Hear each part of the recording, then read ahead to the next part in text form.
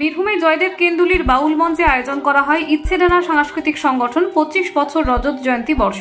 বর্ণাঢ্য শোভাযাত্রার মধ্য দিয়ে অনুষ্ঠানের সূচনা হয় জয়দেব কেন্দুলির বাউল মঞ্চে।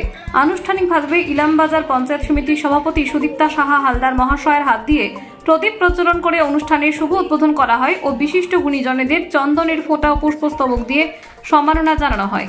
2001 সালে জনুবাজার পীতাম্বর উচ্চ বিদ্যালয় থেকে ইচ্ছেডানা সাংস্কৃতিক সংগঠন সৃষ্টি। ইচ্ছেডানা সাংস্কৃতিক সংগঠন গুটি গুটি পায়ে আজ 25 বছরে পদার্পণ করল। জনুবাজার পীতাম্বর উচ্চ বিদ্যালয় ও গোটা ইলামবাজার ব্লক জুড়ে বিভিন্নভাবে সুন্দর, নান্দনিক, মননশীল, প্রগতিশীল সংস্কৃতি চর্চা রয়েছে। এবছর ইচ্ছেডানার রজত জয়ন্তী বর্ষ, তাই অনুষ্ঠানে বিভিন্ন সাংস্কৃতিক অনুষ্ঠান, কর্মশালা, সেমিনার ইত্যাদির মাধ্যমে পালিত হয়। জয়দেব কেন্দুলি বাউল মঞ্চে সারাদিন ধরে নানান মনজ্ঞ ও সাংস্কৃতিক অনুষ্ঠান রয়েছে। ইচ্ছেডানা সাংস্কৃতিক সংগঠনের কর্ণধার পার্থপ্রতিম নাথ তার প্রচেষ্টায় এই অনুষ্ঠান আজ সমৃদ্ধ লাভ করেছে।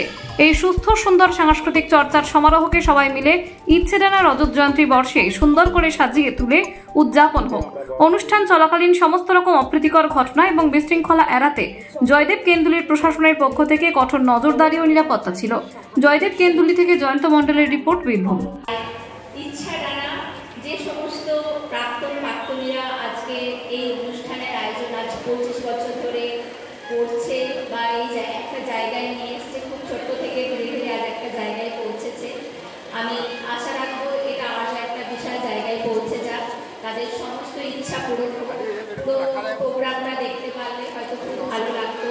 মঞ্চে অনেক বিশিষ্ট গুণীজনেরা রয়েছে, তাদেরকে আমি সত্যি খুব ধন্য মনে করি নিজেকে।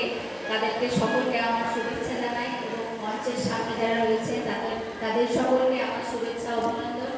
এই প্রোগ্রাম আপনারা সুন্দর করে চালিয়ে নিয়ে যান, কেন এটাকে আরও বড় হতে হবে।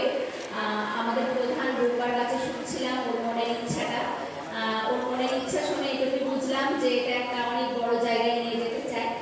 সকলের মনের ইচ্ছা পূরণ হোক।